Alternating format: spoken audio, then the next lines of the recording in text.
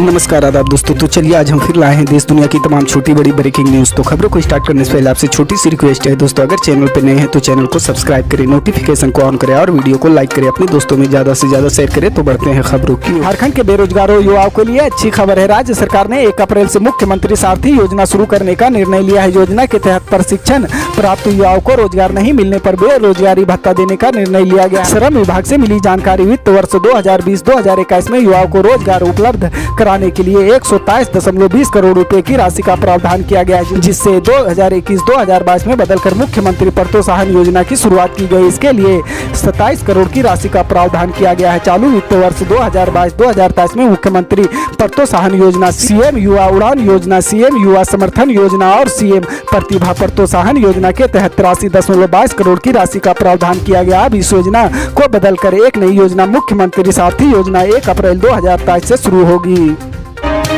उमेश पाल और उनके सुरक्षा कर्मियों की पिछले महीने 24 फरवरी को प्रयागराज में बदमाशों ने गोलियां और बम मारकर हत्या कर दी थी। उमेश पाल विधायक राजू पाल की हत्या के मामले में गवाह थे। उनके गवाही बदलवाने के लिए अतीक ने 17 साल पहले 28 फरवरी 2006 को अतीक और उसके गुर्गों ने उमेश पाल का अपहरण किया था। उन्हें अपने दफ्तर ले जाकर टॉर्चर और किया और फिर जबरदस्ती हल्फनामा दिलाकर गवाही बदलवा दी। आज उमेश के साथ अतीक के गुनाहों का पहला इंसाफ हो गया। एमपी एमएलए सेशन कोर्ट ने अतीक समेत कुल 3 आरोपियों को इस मामले में दोषी करार दिया है। तीनों को उम्र कैद की सुनाई गई है। तीनों पर 1-1 लाख रुपए का जुर्माना भी लगाया है। जुर्माना वसूल कर उमेश पाल के परिजनों को दिया जाएगा। मामले में अतीक का भाई अशरफ सहित कुल 11 आरोपी थे। इनमें से 1 की मौत हो चुकी है। मामले में अशरफ समेत 7 आरोपियों को बरी कर दिया गया है।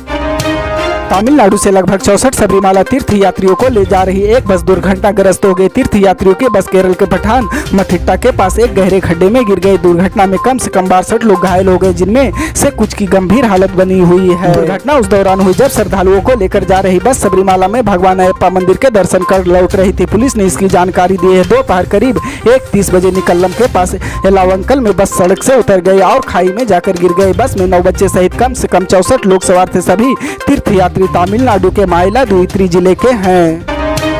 भाजपा संसदीय दल की बैठक में मौजूद प्रधानमंत्री मोदी ने पार्टी के नेताओं से कड़ी लड़ाई के लिए तैयार रहने को कहा। उन्होंने कहा कि भाजपा जितनी अधिक उठेगी, सफल होगी, विपक्ष के हमले उतने ही बढ़ेंगे।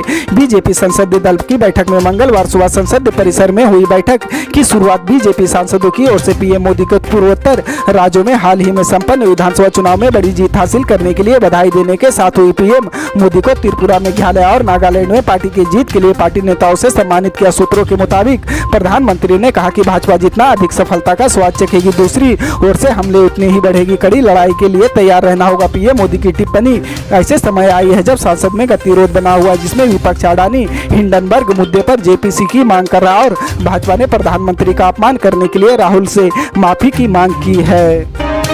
आधार कार्ड से पैन कार्ड लिंक करने की डेडलाइन को सरकार ने आगे बढ़ाने का फैसला किया। पैन कार्ड को आधार से लिंक करने की आखिरी तारीख 30 जून 2023 कर दी है। बता दें कि पहले आखिरी तारीख 31 मार्च 2023 थी। टैक्स पेयर्स 30 जून तक अब जुर्माना देकर अपना पैन कार्ड आधार से लिंक करवा पाएंगे। 28 मार्च 2023 को सीबीडीटी की तरफ से जारी प्रेस रिलीज में कहा गया है कि टैक्स पेयर्स को और राहत देने के लिए पैन कार्ड और आधार से लिंक करने की तारीख अंतिम तारीख 30 जून 2023 कर दी है। यह 5वीं बार है जब सीबीडीटी ने पैन कार्ड को आधार कार्ड से लिंक करने की लास्ट डेट में बदलाव किया। अगर टैक्स पेयर्स 30 जून 2023 तक अपने पैन कार्ड और आधार को लिंक करने में नाकाम रहे तो उनका पैन कार्ड निष्क्रिय हो जाएगा।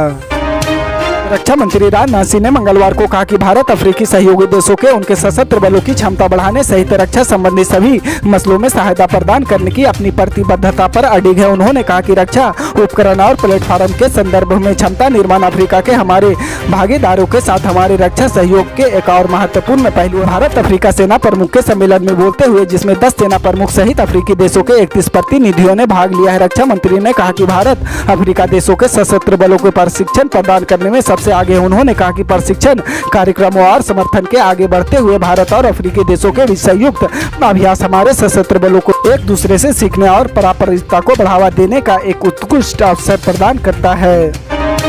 देश की प्रबुद्ध मुस्लिम शख्सियतों ने आरएसएस प्रमुख मोहन भागवत को पत्र लिखकर मुसलमानों पर होने वाले हमलों का जिक्र किया। उन्होंने अपने पत्र में लिखा कि मुसलमानों पर अधिकांश हमले पुलिस की मौजूदगी में किए जाते हैं, लेकिन आरोपियों के खिलाफ कोई भी कार्रवाई नहीं होती। ऐसा करने वालों को आसानी से छोड़ दिया जाता है। इससे मुसलमानों में भारी आक्रोश है। मुस्लिम बुद्धिजीवी नजीबगंज एस.वाई. कुरैशी, शाहिद सिद्दीकी, ले जनरल जेड.यू. शाह सईद शेरवानी ने चिट्ठी में इस बात का जिक्र किया कि आप इसके विरोध में आवाज उठाएं। उन्होंने कहा कि मुसलमानों के प्रति होने वाले हिंसक व्यवहार से एक निराशा की भावना पैदा हो रही है। आपके प्रयासों के विश्वसनीयता पर कोई संदेह नहीं है। संघ राष्ट्र निर्माण के लिए पूरी शिद्दत से प्रयास कर रहा है, लेकिन इसमें हमारी भागीदारी नहीं होगी तो फिर राष्ट्र निर्माण कैसे संभव होगा। उन्होंने लिखा कि इसके लिए अल्पसंख्यकों सहित सभी वर्गों को साथ ले। अल्पसंख्यक भारत का 20% हिस्सा है।